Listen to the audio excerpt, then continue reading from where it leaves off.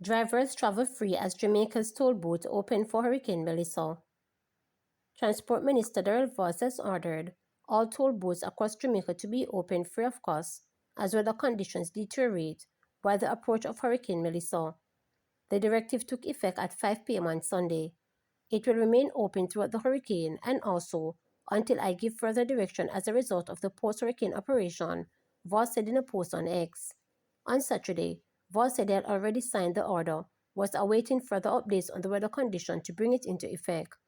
Jamaica's two-tolled highway network, or Highway 2000 East-West, which is managed by Trans-Jamaica Highway Limited, while the North-South Highway is run by the Jamaica North-South Highway Company Limited.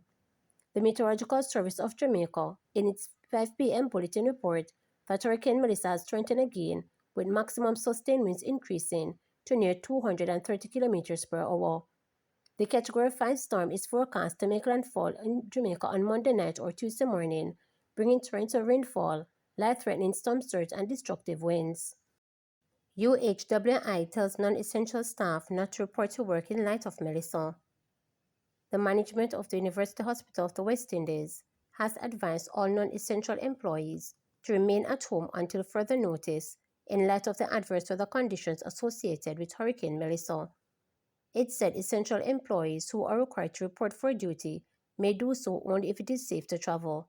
He also reminded them to exercise extreme caution and prioritize their personal safety at all times.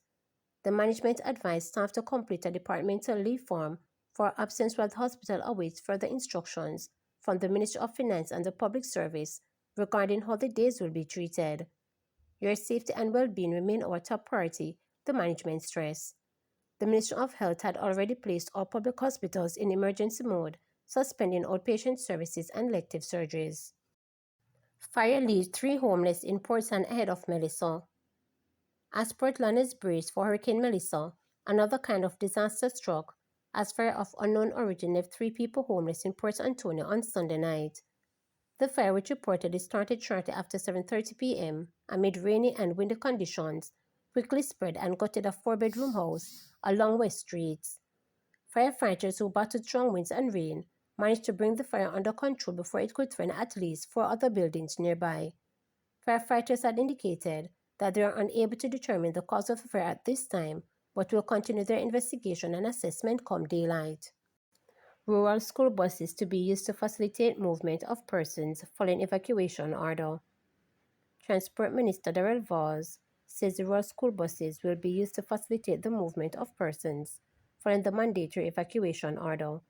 In an update, Voss said the buses located in rural parishes were commissioned for use last evening. Mr. Voss states that in excess of 60 buses are positioned in all parishes. He highlights the importance of persons moving quickly as there is limited time to complete the process. The rural school buses that are in every parish, specifically rural parishes, to assist with the recommended evacuations by ODPEM. 5 already have been mobilized for St. Elizabeth, specifically for Great Bay, Treasure Beach, and other areas, and the others will be ready to mobilize for evacuation activities between now and when the hurricane hits. I am pleading with the persons who will be using them to do so with care, as we will require them for the school children as soon as school reopens. We currently have in excess of 60 buses positioned in all the parishes, and therefore we will move them according to the requirements. It is expected that once the hurricane reaches closer, mandatory evacuation by the government will be imposed, which will mean that we will have to move very quickly in relation to areas that have been ordered to be evacuated. Storm-weary St. Bess faces Melissa still reeling from burial. More than a year after Hurricane Beryl ravaged Jamaica's southern corridor, the residents of St. Elizabeth remain locked in a prolonged struggle for recovery. Now with Tropical Storm Melissa churning ominously across seashore, this same community braced once again for nature wrath, clinging to faith, memory, and the hope that this time will be different. In the coastal fishing district of Party, 57-year-old fisherman Castell Wright was busy getting his household in order last Friday. The preparation, me do for the storm now. Me buy local food, put it in my house, and me tie it down, Wright explained, as he secured a tarpaulin atop of his house, anchoring it to building blocks in a bid to preserve his zinc roof. Me no decide to leave. No storm.com, we have not left, he told reporters last Friday. When this struck a wooden house blew down, we went into a concrete building, and then my niece put me up afterwards. Despite the proximity of the sea, Wright asserts a practical sense of safety. Although we live by the sea, it's much safer than a whole heap of people who don't live against the sea, he said. You see, if that one is full, the lake, we can use the drain and drain it back to the sea. The sea cannot be full. That's what happened all the while. When that one is full, we'll go down there to bust the drain and send it into the sea. After Hurricane Beryl uprooted his home and fishing gears, Wright undertook the task of rebuilding with minimal assistance. 7 months after the storm, the Minister of Labor and National Security gave me $150,000. That's all the assistance I got, he said. I built back my structure on my own. The boat and engine were never damaged, but all my fishing traps were gone, and I brought wire and built back my fish pots, he noted. Now with Hurricane Melissa threatening the island, Wright fears there's more than the wind. To me, Hurricane Beryl was much more breezy, he reflected. This one, based on my experience, is going to be mostly water. It is walking very slow, so it is going to linger. That can make it more dangerous. Bernice Wright, another member of the Wright family, lost both her home and poultry business during Beryl and remains in a state of stagnation. I am not making any preparation because I haven't recovered from Beryl as yet, the mother of two told reporters. As you can see, the same situation that you see us in after the passage of Beryl, that's the same thing you come and see right now. We haven't recovered from Beryl, so there is no preparation for this hurricane that's threatening here again. Her voice, laden with fatigue, carried a quiet but unwavering faith. People came here, a lot of them, but hopeful promises, she said, referring to social workers from the Ministry of Labor and Social Security and other government agencies. I have to trust God and pray, because no matter how we speak, we still do not get help. Despite the sobering realities, reporters observe a spectrum of responses across the Breadbasket Parish, which was hardest hit by Beryl in July 2024.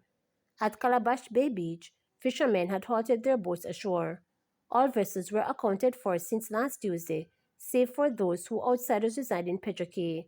Meanwhile, others attended pop-up parties, and some took precautionary measures, fortifying homes with sandbag, reinforcing structures with concrete blocks, and stockpiling food, water, and other essentials. Hurricane Beryl left a trail of destruction in its wake, roof torn from homes, power lines felled, and entire fields of crops flattened. The Jamaica Public Service Company JPS reported 257 utility poles down across St. Elizabeth. The Ministry of Agriculture later estimated 4.7 billion in agricultural losses, naturally with the parish among the hardest hit. Tomato, pepper, melon, and plant farmers, the economic backbone of the region, were decimated. By March this year, the government reported that over 1.5 billion in direct assistance has been disbursed to families affected by Hurricane Beryl. At a presentation sermon in New St. Elizabeth on March 19, Minister of Labor and Social Security Pernell Charles Jr. distributed checks under the Rebuild Jamaica initiative to more than 100 hurricane victims. The checks valued at $50,000, $150,000, and $400,000 were allocated based on needs assessment conducted by social workers. At the time, Trans stated that thousands of households in St. Elizabeth have received critical support, with many already rebuilding their homes and livelihood.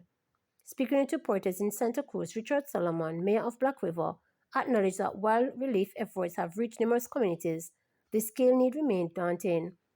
This is a bit unfortunate. The honest truth is we collaborated with our humanitarian arm, which conducted assessments and reached out to affected areas, such as Priority, Solomon noted. I'm sure persons there would have benefited, but given the demand and the magnitude, I can't say every single person would have gotten support, but I'm sure that help was given. He issued a stark warning to residents in flood-prone areas as Melissa approaches. When it comes down to life and property, I have to ask them to be responsible. This, he urged. It's going to be difficult for us to do it all sort of risky if persons get marooned in that area. I am personally appealing to them to do the necessaries from now.